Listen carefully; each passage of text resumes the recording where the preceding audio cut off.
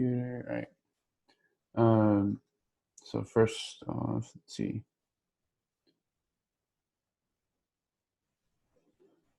So last week we discussed that we could essentially just either see dollar die or dollar moon. It's all dependent on one thing, and that's this, whether this reaction was going to be strong or it was going to be weak, right? And obviously we got the reaction that we wanted, and well, not the one that we wanted, but we got a reaction, right? And that was this morning. And I'm gonna show y'all something too on EURUSD. Like this is like, I don't see this playing out this week. Maybe Friday, but I see tomorrow is just giving out like some pretty decent, some pretty good swing trade setups. So it's either it's gonna go one way or the other. It's just I'm gonna wait and see what happens tomorrow morning. But like we said, if this weekly closure is bullish at all, I think this is just gonna rocket, right? Because looking at this from swing standpoint, right? Looking at a higher low, but also the other thing is just how corrective that looks. But it's just depending on what happens this week and next week, and then we're gonna see whether we're gonna take our highs or take our lows. So it's I don't know, it's just the same thing, there's not much different from last week, besides the fact that we reached our area of interest. But as for that, also not to mention after this week we do get our monthly closure, so not really going to mean much to me here. But if this closes anywhere around the open, we could be looking at upside movement, and I would have just considered this a sell to buy move.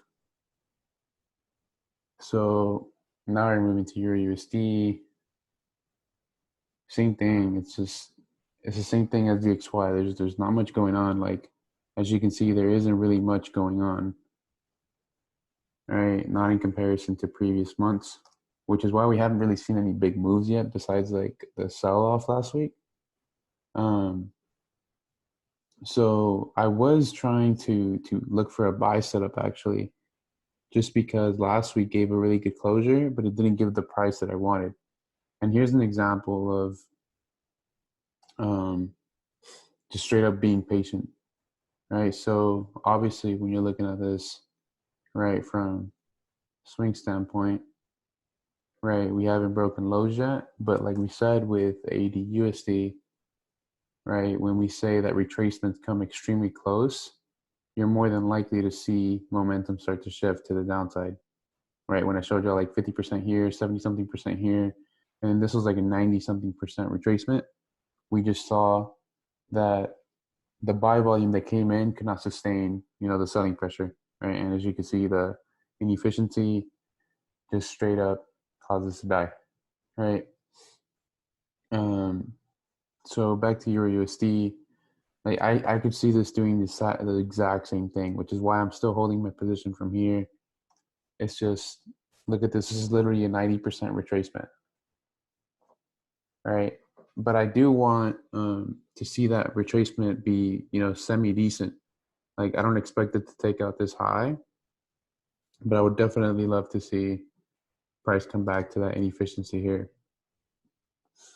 right? And then from there, just straight up continue down. Like, I'm not bullish on this at all. You have no reason to be bullish on this.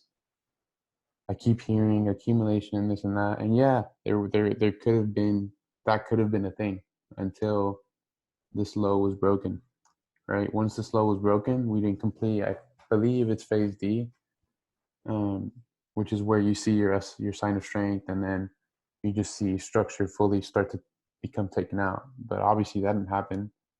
All right, look at how messy this is starting to look. Like, I'm not bullish on this at all, especially because we're creating lower lows and we're taking out. We're creating lower lows and we're taking out previous lows too. So it's just, it's like, whatever. Like, I'm not trying to buy this.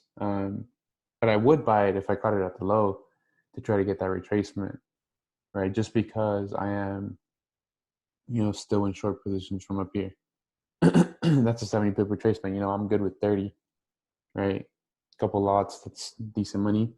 So what I was looking at on this was the 3 hour. Was it? No, it wasn't the 3 hour, but it was in this candle here. Let me let this play out real quick.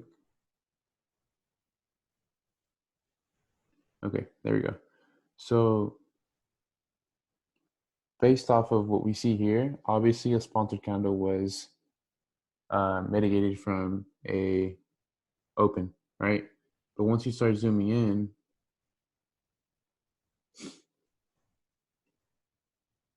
right, this is what I like to see here. This.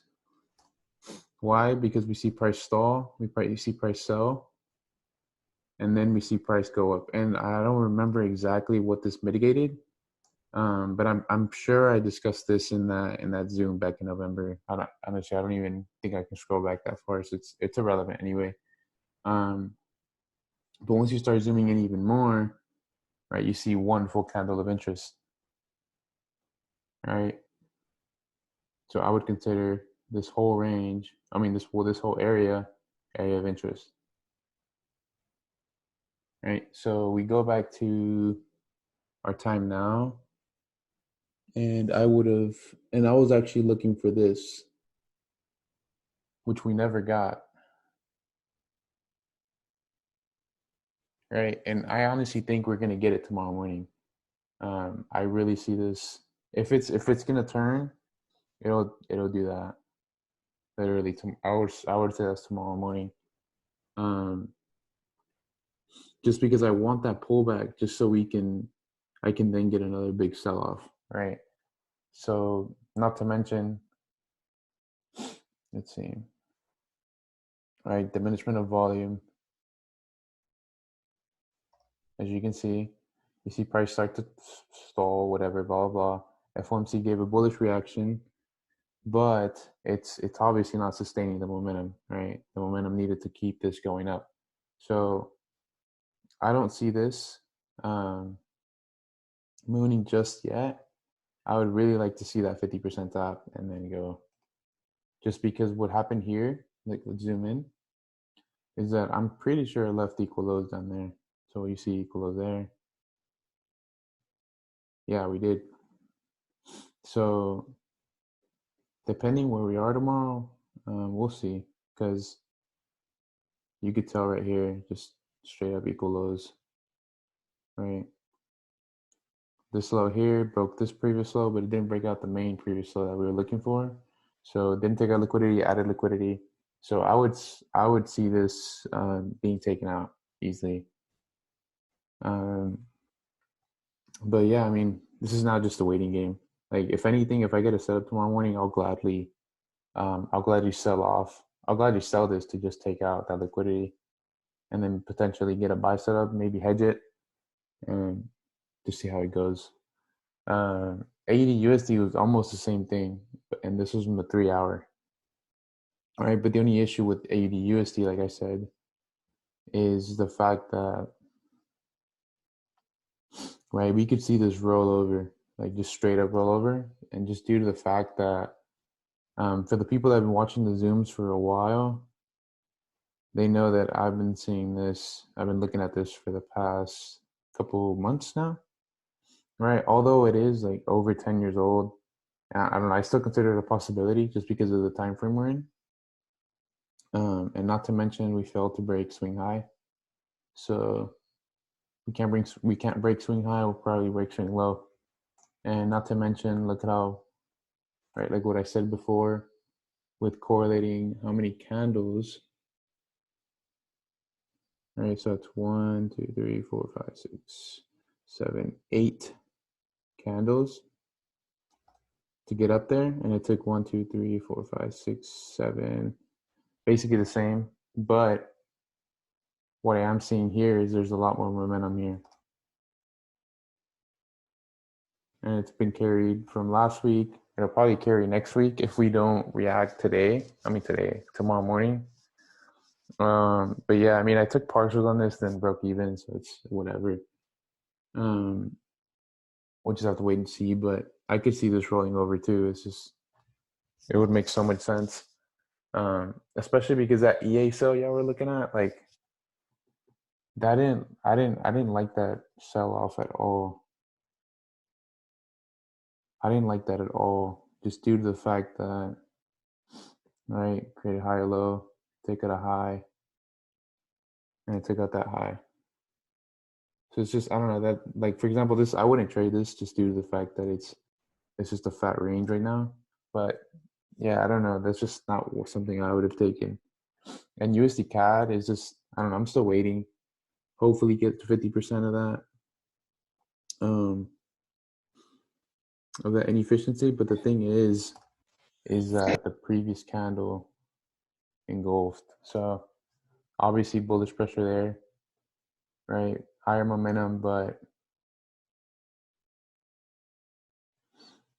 from this standpoint, it doesn't really look like there really is much momentum. So I'll probably still see what happens at this 50%, and then we'll see what happens, and then just let it play out. But just due to the fact that there's like no volume present at the moment, we'll just wait and see. But other than that, I mean, I'm just chilling, you know. This is the every week thing, you guys know. Same pairs, same setups, same times, different results, right? So that's why we journal.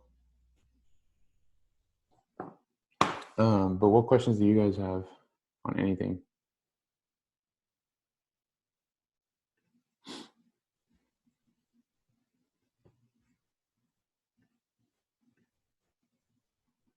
What time to start? I wake up. So Monday, Wednesday, Friday, I have early workouts at 6:30 at school. So I wake up at 5. Central. EST, I believe that's 6 a.m. Yo, if you can wake up at 5 a.m. and you're in EST, yo, you can be set for any morning. You can trade overlap perfectly. Because that's like 4 a.m. for me, so that's still mid London, or we're closer to the end of London, but basically mid London. But yeah, I'd recommend EST. I'd recommend probably around 5. And for CST, you can even wake up at like 5:30, 6, because I usually see most of the moves happen around like 6:30 a.m. That's usually when I see stuff.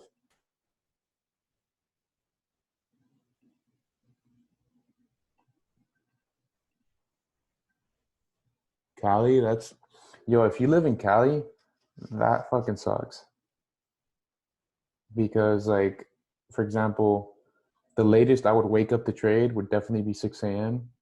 and that's 4 a.m. for you guys. So that sucks. So like if if I don't know, bro. If you can wake up at 4, cool. Yeah. So it's just funny. Most GBP moves happen during London. Um, for example, that somebody got a GU set up today. I forgot who it was. Somebody got a GU set up today, and it was like happening at like mid to late London, and then it just went up through FOMC.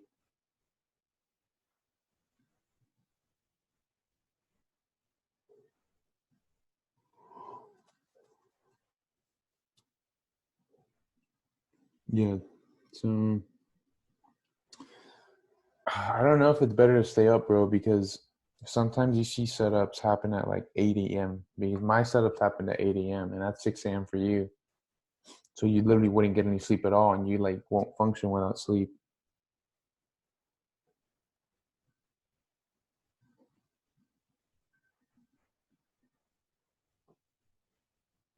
So yeah, I mean, I know there's somebody in Cali from here. What's her name? There's a couple of people from Cali here, actually. But most of these guys are, yeah, like Sierra's from I don't know if she's from Cali, but she's definitely from that time zone. Oh, okay. So you see, if you can't wake up early, period, that's just you not being disciplined, bro. Like you can't sleep at 12, 1 a.m. expecting to wake up at 5, bro, and to be functional. Like literally, like after this call, I'm going to sleep. Every night I go to sleep 10, 11 max. Like after 11, like I'll wake up feeling like shit.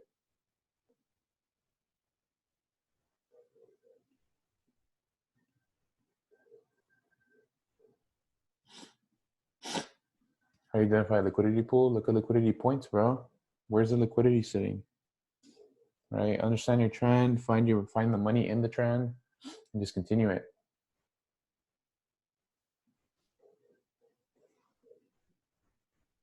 Yeah, literally highs, lows. Obviously, if you get equal lows, equal highs, that's a lot better of a target. Like for example, AU. Like the reason why I bought AU this morning. Where was it? Yeah, it was right here. So the reason why I wanted to start looking for buys on this was let's see.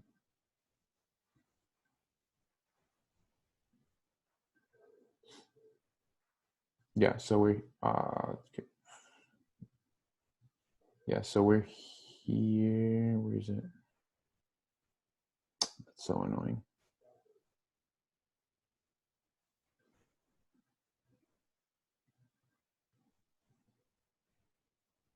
Okay, so we're here. And when I was looking at price right here, I was in class actually. It was 940. And on a 1 minute time frame, I saw that it was a 2 minute, 3 minute. Yeah, we left equal highs. And that's where I was like, you know what, we might start looking for buys here with minimal risk. So obviously on that 5 minute, right, you see rejections start to happen. And this candle here tapped that 3 hour 50%.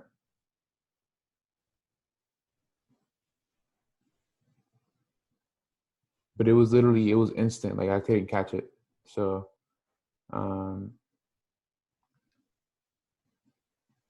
let's see there.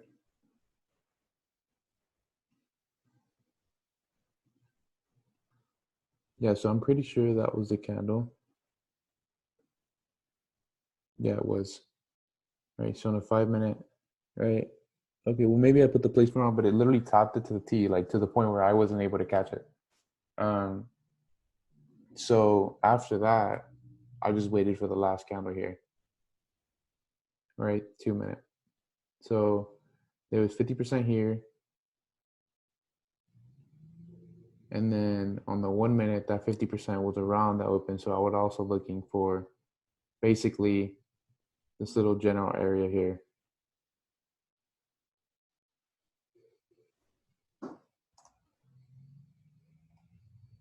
Just this little general area here, right? And I bought somewhere around there.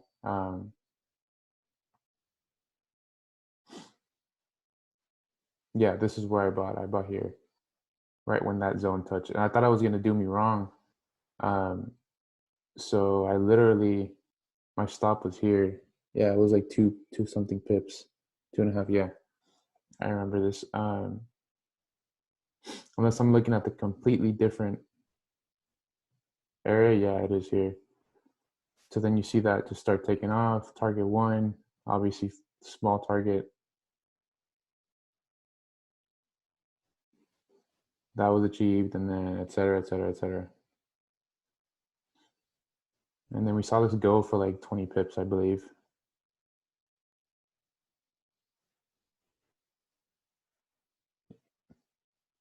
Yeah, and then we left these equal lows, and this is what worried me. Right? So this was here. This is what worried me here. right? It was the fact that we left equal lows, and then FOMC didn't take out the previous lows. So that was kind of like iffy, which is why it went down, earlier today or a couple hours ago. So yeah, I got that entry. I took partials. I was only able to take out 25%, but not even 25%. Let me see, like I was able to take out 17% of the position, which I should have done more, but it is what it is.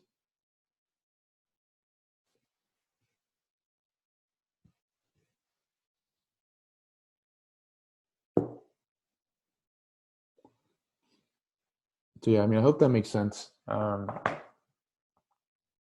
Right, I literally waited for price action there and it worked. Just didn't get the follow through. Right, like what I neglected here was right when the new day started. Let me see.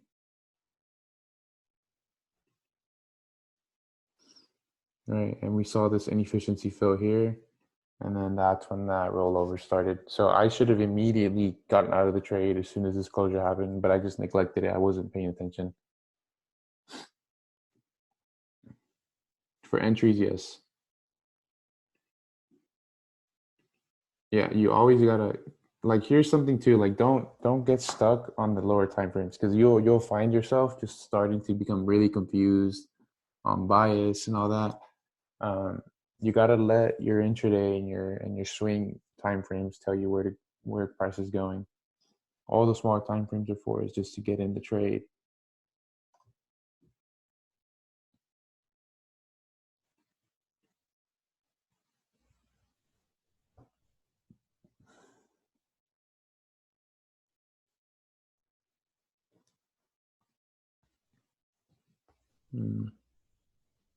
Oh, the volume profile, that's right here. Volume profile, fixed range, and then whatever there.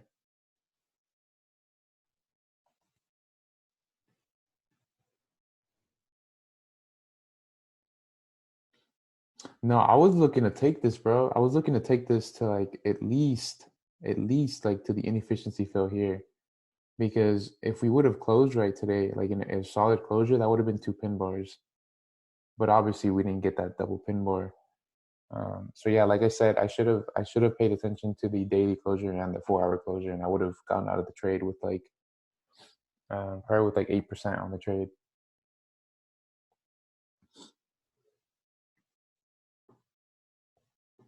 So yeah, I mean, just gonna journal it, whatever, move on.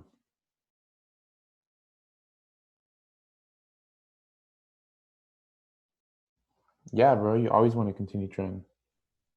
Why would you fight the trend, even if it's intraday? Because like if you start, let's say, counter trend trading on a smaller time frame, like especially if you know it, it's gonna be uh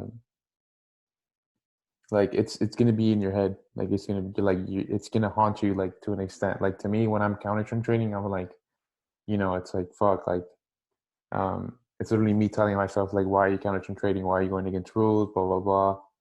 And then that's how your psychology starts to fuck up.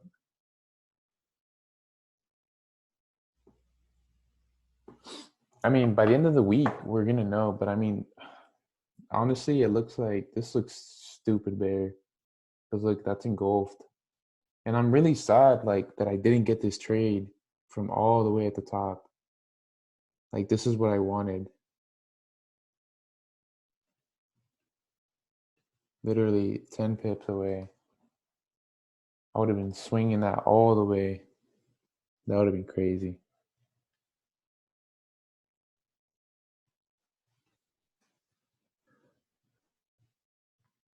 It's not a matter of pips, bro. It's a matter of candles. Once you feel like you're good, you just go break even. Like, I think this one, it was like 5 pips in, and I just broke even. Because the thing is, I'd rather protect capital than let it run.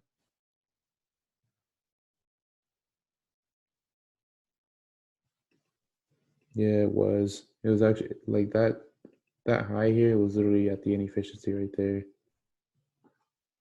Really annoying. Because just the way the time frames are set up, this wouldn't have been considered a quote unquote sponsored candle. I mean, nah, not really, bro. I probably wouldn't take the trade again. Like, you got to think about it, right? When you're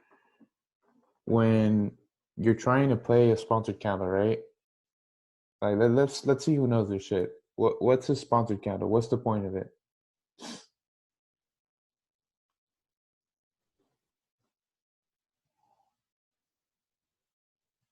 Mitigate orders. What else?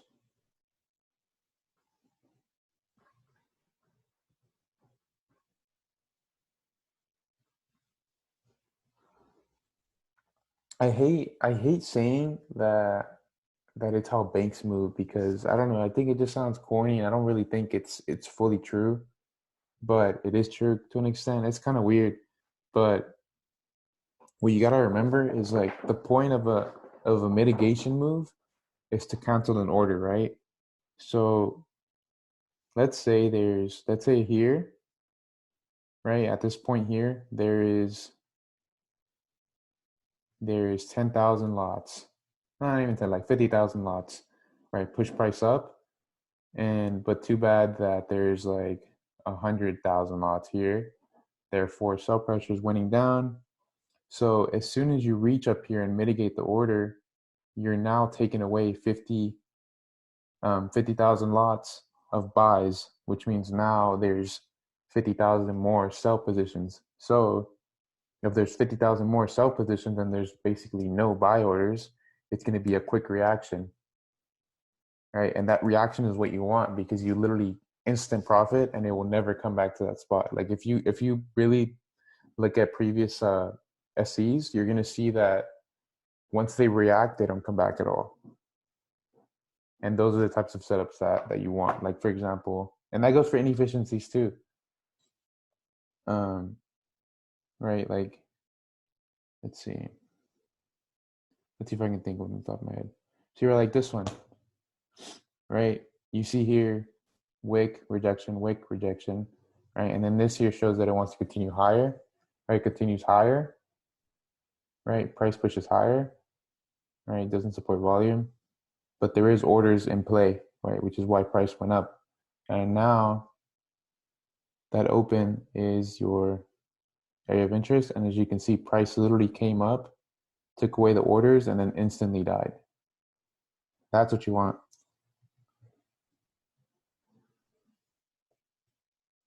So does that make sense? Like, if it comes back, it's probably to come back to 50%. But even usually after it does that, it's usually not really like the best trade to take. It just depends.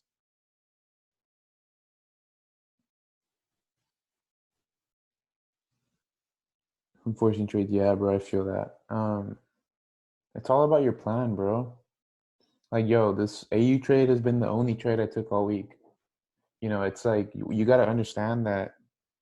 Like, for example, the reason why I never bought EU was because it never reached my area of interest. So if I don't get the pricing I want, oh well, fuck it, just get the next setup. Because like here's what you got to understand. Like, I don't want to throw away capital over something stupid, over a stupid trade. I'm not going to throw away 1-2%, right? Because when you're trading bigger accounts, 5K, 10K, that's only like $100 if it's 10K, but I mean, it's a 5K, but if you're looking at 20, 30K accounts, that's a couple $100 you're throwing away. Yeah, it's only 1%, but I'm still not trying to throw away capital. Do you use pendings? No, I don't use pendings, bro. I hate pendings. Your stop losses can't be that tight when you have pendings.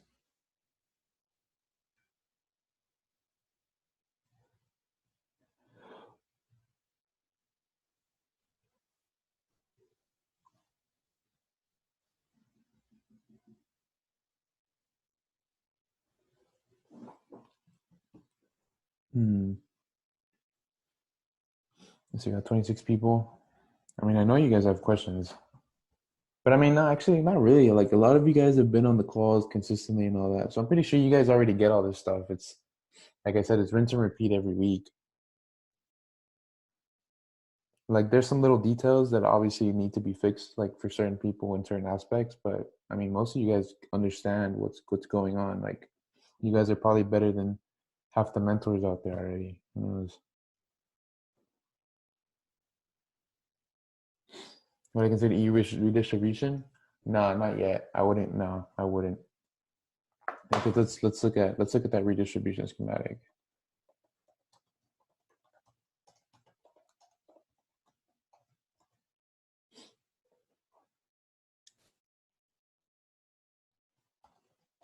It could be, yes, but it doesn't have that structure that I want. Let me show you.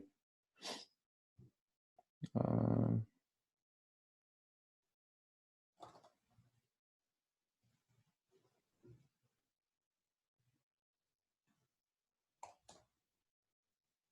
okay, here we go.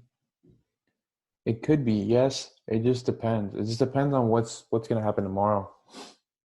If tomorrow's candle closure is pretty bare, then yeah, I will consider it redistribution then. But then again, this is also worrying me. That bearish closure today, like we're just gonna have to see. So like this buy, like I said, this buy is only a hedge for the potential re-entry, which is somewhere here. But looking at the structure here, right?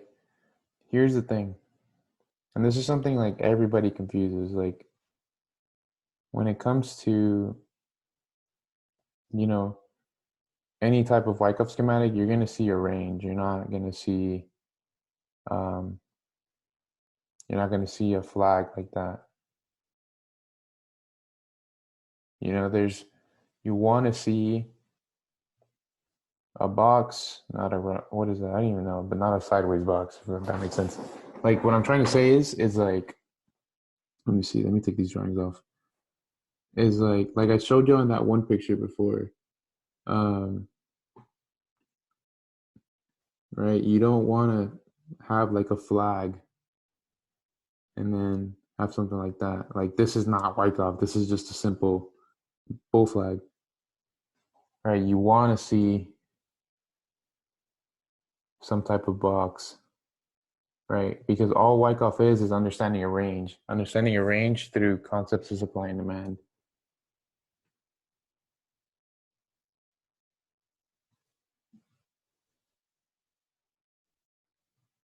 Yeah, I mean, it kind of is sometimes. It just depends on the structure. Like sometimes, like redistro could definitely be a falling flag, and then you just see it go down because there's no buying pressure available or no buying pressure present. So yeah, exactly. It is cause and effect, but cause and effect is one of the rules of Wyckoff. I think it's rule number 2. Like it's your supply and demand law, your cause and effect law, and your law of effort. I mean, there's a whole advanced section dedicated to Wyckoff, so pretty much. Yeah, the PDFs go really in depth on it, and it's really tough to teach because like it's like Wyckoff isn't about understanding the schematic; it's about understanding the logic behind it. If you don't understand what's going on, like yes, essentially it is Google Pictures, on a chart.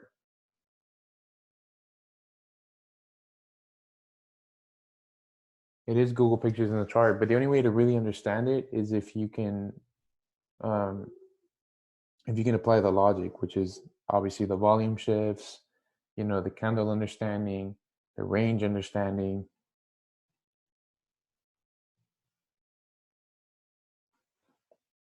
More of a visual learner, yeah, bro. Then go there. I mean, there's pictures, there's videos on it. There's a whole YouTube channel dedicated to Wyckoff. I don't know how reliable the sources are. I haven't really seen them in a long time. But yeah, hard taxes. By the way, I'm not even gonna file like many taxes. Like, I'm pretty low key with everything. And I'm still in school, so I could still file as a dependent.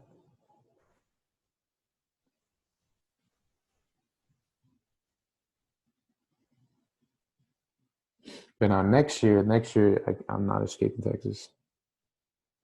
Um, yeah, Wyckoff and Def. Yeah, bro, exactly. That's because like y'all need to listen to me when I say you need to understand the logic over what's happening in the pictures. If you don't understand the logic, you're gonna be lost just trying to see, oh, third drive and then moon. You know, that's what you're gonna be stuck on like everybody else.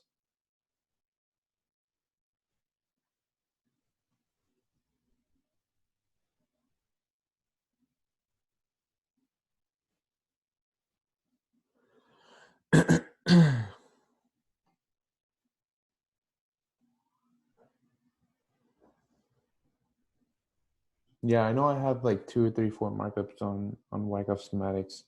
You don't there I haven't seen any that like I haven't seen many lately. Um AU I haven't really seen any scam lately.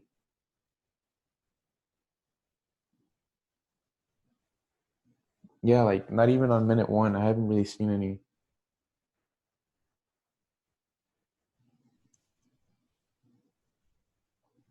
Which is why I rely more on the logic than the actual schematic.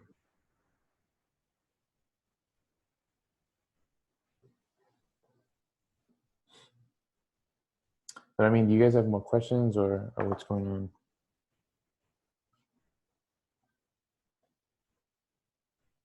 Into FTMO? I think FTMO is stupid, bro. I think the rules they have are stupid. I can literally take one trade and get a 110, but then I'm forced to trade more days, and it's not worth my time.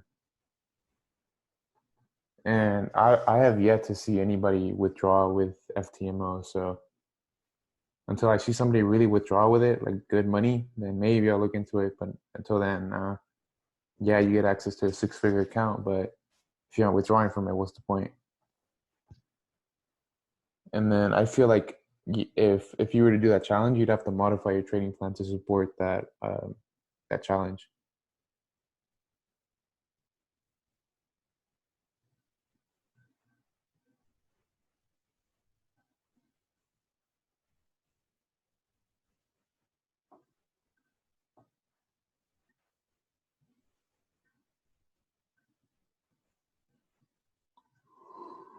But FTMOs, I mean, like I'll definitely promote it more to you guys if I see somebody withdraw from it. If not, then I would not waste my time on that. Just go get a job, save your money, learn how to trade, and then trade your own money.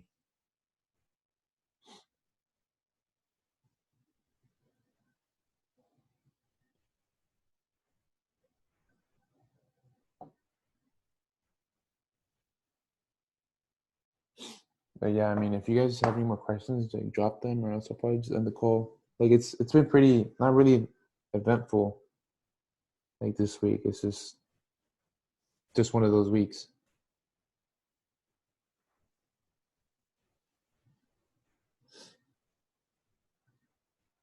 Yeah, there's not really much going on. I feel like tomorrow we'll get some action though, because we didn't see anything much today.